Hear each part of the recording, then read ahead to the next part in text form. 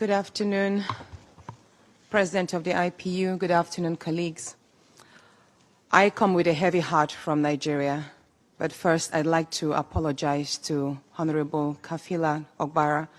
I am not here to bring shame to our country. I'm here to seek help for the women of Nigeria. Again, my name is Senator Natasha Akpoti-Uduaghan. 5 days ago, on the 6th of March 2025, I was suspended. As a senator, I was suspended illegally because I submitted a petition of sexual harassment against the President of the Nigerian Senate, Senator Godswill Akpabio. I thought that by submitting the petition, he would recuse himself, and both of us would submit ourselves to the Committee on Ethics, Privileges and Public Petition for a fair and transparent investigation. But unfortunately, I was silenced and I was suspended.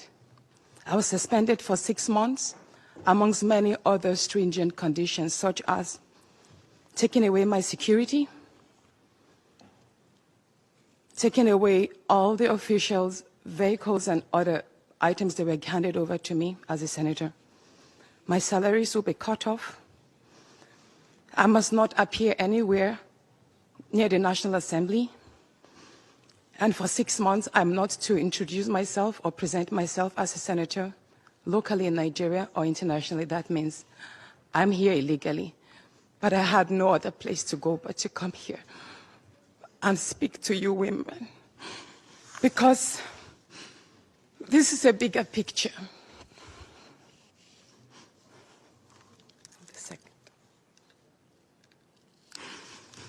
This is a bigger picture. It depicts the crisis of women political representation. My suspension is not just about me. It's about the systemic exclusion of women from political leadership in Nigeria. Women make up 3.6% of political offices, and in the Senate, it's just 2.8. We have 109 men, and only 4 of us are women. So right now, it's 108 with only 3 women. This is a clear case of political victimization, punishment for speaking out against impunity, corruption, and gender-based violence. The United Nations Declaration 48/104 declares sexual harassment as a form of gender violence. The Senate's actions are an assault on democracy. I was elected by my constituents to represent them. Yet a few powerful men have unilaterally decided to silence their voices by suspending me for 6 months. My call for an open and transparent investigation into harassment allegations have been met with hostility instead of accountability.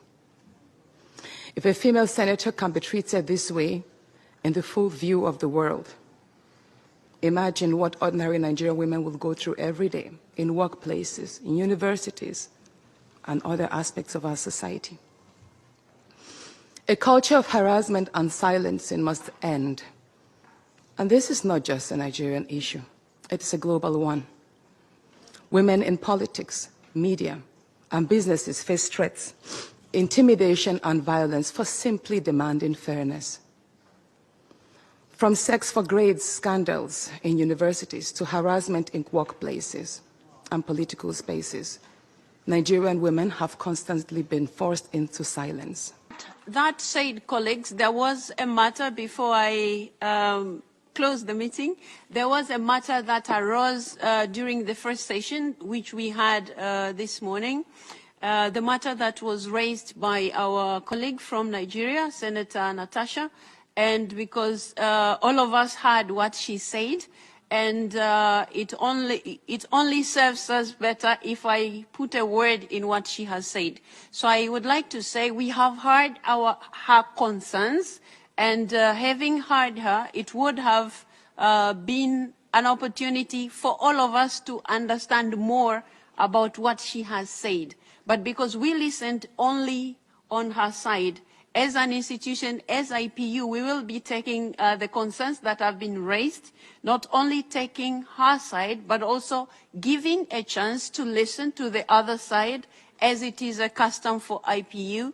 And after having listened to the other side, we will take steps as necessary. So I thought it was necessary for us to say a word about it and then be able to take it further. Excuse me?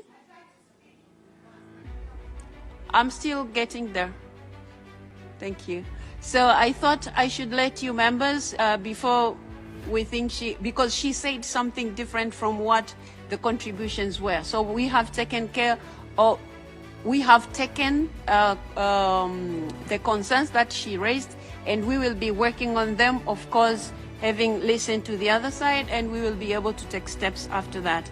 I also recognize the fact that our Nigerian delegate who is here had requested the floor, Honorable Kafilat, but because of time, she wasn't given a chance to speak.